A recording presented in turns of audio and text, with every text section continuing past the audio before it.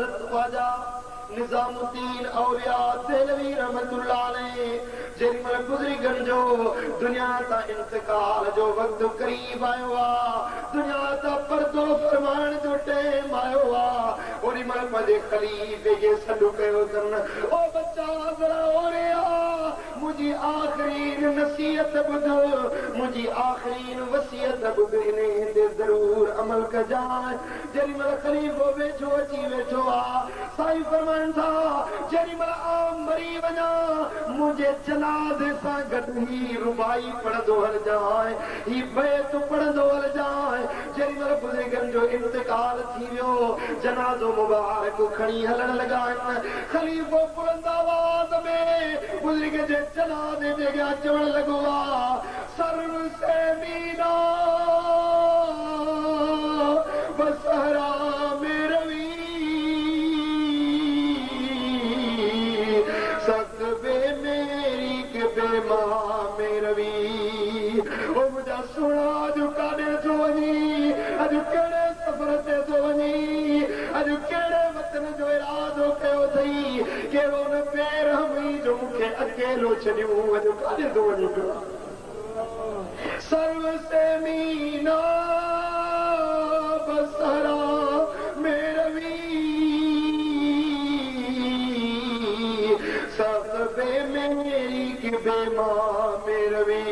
ए तमाशा का आलम रूए तो तू गुजा बारे तमाशा में रवी ओ मुझा मुर्शिद मिठड़ा जिते तुझी दरबार लगदी हुई हजारे परवाना तुझे दीदार जलाईंदा हुया अॼु आ दरबार किथे खोलण थो वञी अॼु किथे पदो दीदार कराइण थो वञी जेॾी महिल खलीफ़े जो बैत पढ़ियो आ बुज़ुर्ग जे जनाज़े में चुप अची वई आ कफन खुली वियो आ कफन मां हथ मथे खणी फरमाईंदा बदीदार जाना मेरा आप यार जे दीदार जे लाइ वञी रहियो आप जे महबूब जे दीदार जे लाइ वञी रहियो आहियां आप जे हक़ीक़ी दोस्त जे दर्शन जे लाइ वञी रहियो आहियां मालूम थियो अल्लाह जा वली मरंदा न आहिनि हू त रब जे दीदार में वञी मुस्तग़रक़ थींदा करे अल्लाह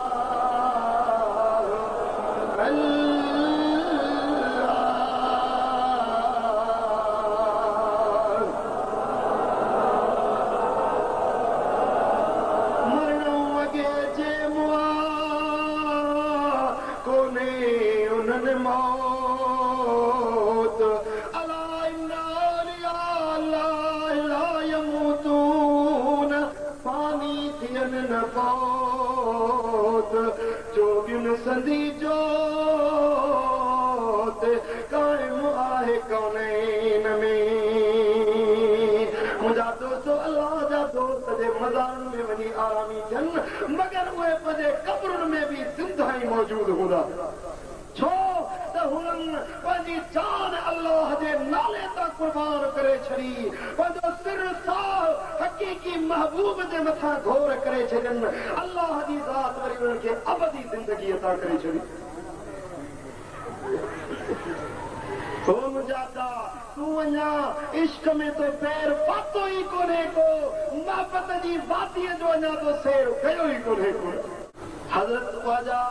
निजामुद्दीन औलिया देहलवी रहमतुल्लाह अलैह